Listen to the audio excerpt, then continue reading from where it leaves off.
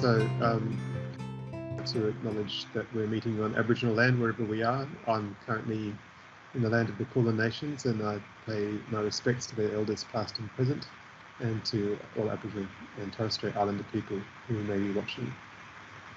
And we'd just like to add to Chris's acknowledgement that we're located on the lands of the Wadjuk people of the Noongar Nation, and we pay respects to elders past, present and emerging.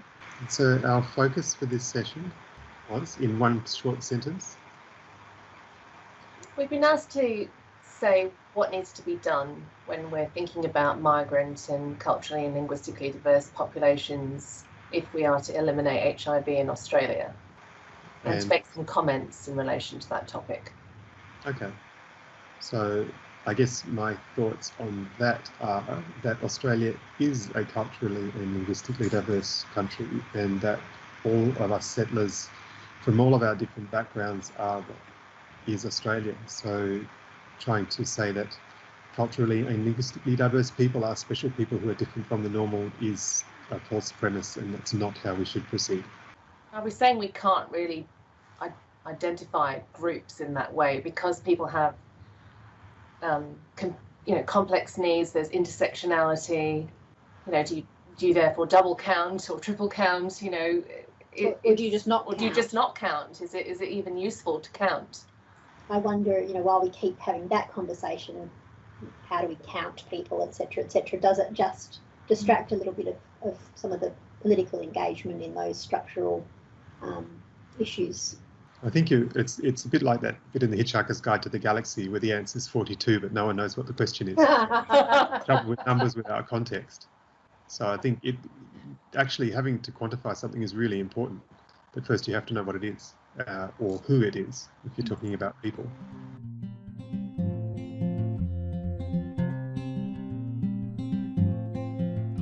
I mean, I think it depends. I mean, if we've got people that like counting but don't like listening, that's a problem. For example, if you've got a group of people whose main concern is visa status, and everything else is contingent on that because it translates into their access to healthcare, to Medicare, to insurance, to a whole bunch of things, and nothing is actually as important in their lives as that, then trying to say, well, we think HIV is the most important thing for you, so let's talk about HIV, is not the place to start.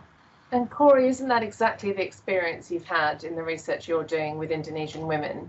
Yeah, we started the project working with women from Indonesia to co-design an intervention to encourage HIV testing, and talking to women.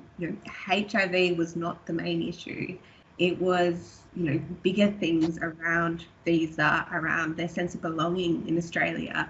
It was about being a woman in Australia and having kind of their rights and kind of ability to access health services were more of a priority than HIV. So we had to step back and say, that's fine, we'll work at addressing those issues before we can get to something like HIV. So the intervention ends up looking quite different. It's not on the surface, it's not about HIV testing, it's something else entirely. And I think that speaks to the point about needing to go upstream. If we're serious about addressing HIV, then we need to start talking about things around visa, racism, those bigger structural issues that drive HIV epidemics. How did you actually find that process? I mean, once you sort of realise that that's actually the issue and say, okay, we're going to help you with these other non-HIV issues, how did that actually pan out? It was freeing in a way to kind of go, this is in your hands now then, what is it that you want, and to actually be able to work with women to kind of articulate what that was and to work towards actually addressing that, rather than trying to kind of convince them that this was now their issue, and getting them to try and think about, what does that mean? It was a really kind of, that process felt natural and right.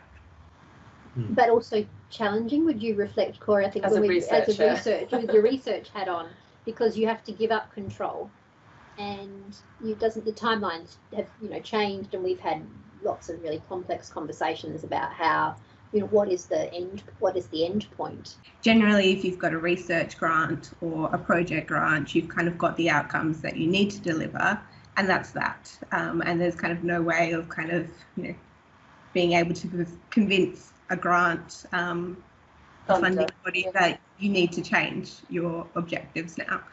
So it was challenging to kind of say, well, no, I don't really know what it is about. But also, you know, very fortunate to be in that position to say, well, we can kind of recreate what this is. And now do you want to talk about sort of where that's getting to, because it is a really different looking product to the one you thought about at the beginning. So now we're at the point where, it's about a community-led organisation that's for Indonesian women, led by Indonesian women, and about bringing organisations on board as partners. But ultimately, it's kind of giving that control to a group that otherwise doesn't really have a place or a say in anything to do with kind of HIV sexual health.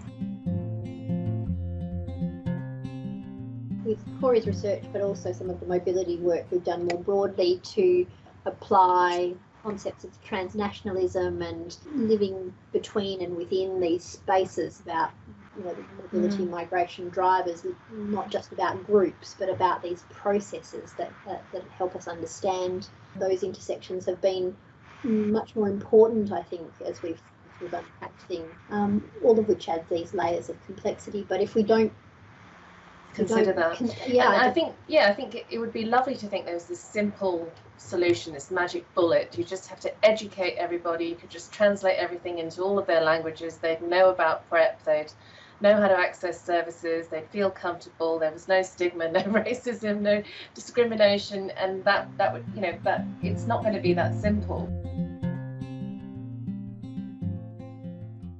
This is the uncomfortable bit, right, where we have to challenge each other here and also the sector more broadly about the types of conversations and the actions that they're willing to engage in. Yeah, I mean, it's almost like, I mean, you can start at the margins and work your way towards the centre. As soon as you're no longer on the margins, you become part of the problem.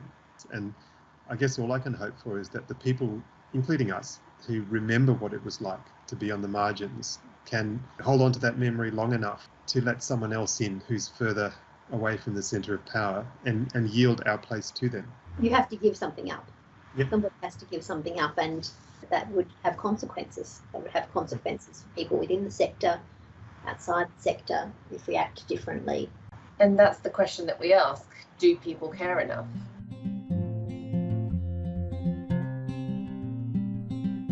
We would say from a COPAN perspective, we've seen some wins and some different ways of talking and thinking and some better joined up conversations. I mean, I know in Victoria, for example, the World AIDS Day coming up, that Living Positive Victoria has given its time in the World AIDS Day event to people from ethnic minorities to talk. That was their commitment, was to say, okay, well, we've got this space, but we think that there are some other people who should be talking. And that's what they've done. And, you know, it's like if you've got someone leading a research project or leading a service and they say, oh, what can I do? And you say, I think you should leave and give your place to someone else. You know, will they do that? And that's kind of the measure of their commitment. I feel as though those are conversations we have to keep having, and I'd like to think that in conference spaces and things we're changing our practices, but I still think the structure of a lot of those things are not geared towards meaningful engagement. Cut out the most important people. I think we just need to pay a lot of attention to listening, as Chris said earlier, and understanding the people that, you know, we want to work with in this area, the people that we feel are not benefiting. That takes effort and work, and it's different, it's a bit uncomfortable. We've got to do some learning. We can't use all the tried and tested methods that we've always used. We have to actually get out and learn something and do something a bit differently and trust someone else to take the lead. So hand over some of that power and responsibility and leadership. And I would just, coming back to Chris's point before, if you take away HIV, if we get to eliminating HIV, if there's still the same structures and that inequality, is something else just going to pop up? Is it enough to just eliminate HIV, or do we need to start thinking more upstream, more bigger picture, and start tackling those issues instead? Yeah, I'd agree with that. I think getting rid of HIV is part of making people's lives better, but the object is to make people's lives better. So it may be what leads us into contact with people as researchers, as clinicians or whatever, but it can't stay there, and we do have to listen and say what's important. Let's work on that together, and of the things which are important that we're working together, HIV will be one. Getting to zero in Australia is not it's not enough. So I think getting to zero in Australia actually means an ongoing commitment to action in the region, not just on HIV itself, but the drivers of HIV, the laws and policies, the human rights aspect. But at the end of the day, it's trying to have people feel well, be well, have good relationships with each other and with the world in general.